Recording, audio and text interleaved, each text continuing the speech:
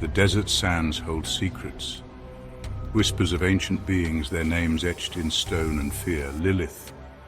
Her name echoes through time, a chilling reminder of primal power and rebellion.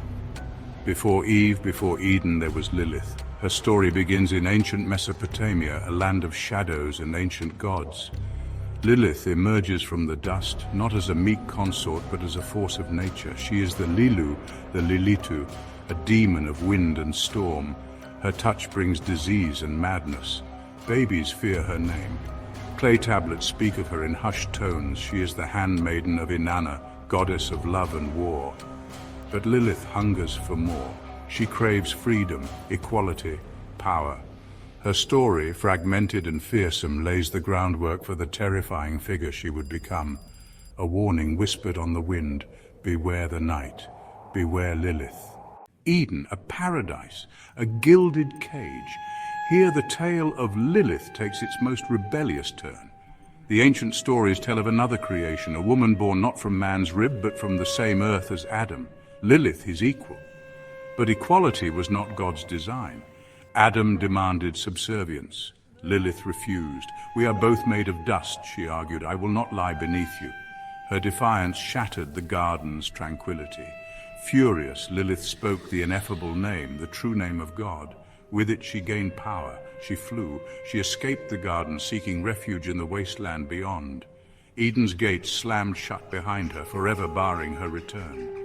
But Lilith's rebellion had only just begun. She would make them pay, these self-proclaimed masters of creation. She would become their nightmare. Cast out and cursed, Lilith sought solace in the darkness. The desert winds became her whispers, the howling of jackals her lament. Here in the embrace of shadows she encountered other outcasts, other creatures of the night, demons. The ancient texts, the Talmud and the Kabbalah, paint a terrifying picture of Lilith's transformation.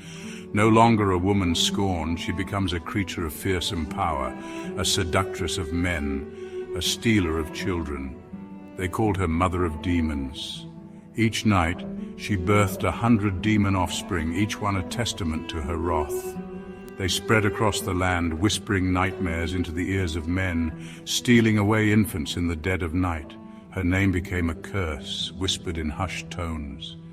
Amulets were worn, prayers were spoken, all to ward off the wrath of Lilith. Section 4. Symbols of darkness. Owls, lions, and the night wind. Lilith's presence lingers in the dark corners of the world. She is the rustle of leaves in a silent forest, the hoot of an owl in the dead of night. Look for her in the symbols that embody the night, the wild, the untamed. The owl, with its silent wings and knowing eyes, became her familiar.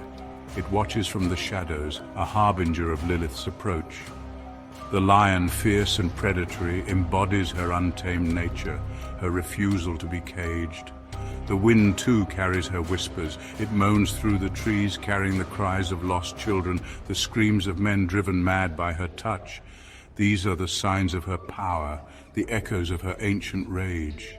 To see them is to be warned. Lilith is near, and she will not be denied. Section 5. Lilith reborn, from demon to feminist icon. The wheel of time turns, grinding even the oldest stories into new shapes. Lilith, once a figure of fear and revulsion, has undergone a startling transformation. No longer solely a demon, she has become a symbol of rebellion, of female empowerment. Modern feminists see in Lilith a reflection of their own struggles, the fight for equality, for bodily autonomy, for the freedom to define their own destinies. Her refusal to submit, to be subservient, resonates with a new generation. No longer the villain of the story, Lilith is recast as a victim of patriarchal oppression. Her flight from Eden becomes an act of defiance, her embrace of darkness a reclaiming of her power. Whether demon or feminist icon, one thing remains constant. Lilith's story is a powerful reminder that the line between monster and myth is often drawn by those in power, and that sometimes the greatest act of rebellion is simply to tell your own story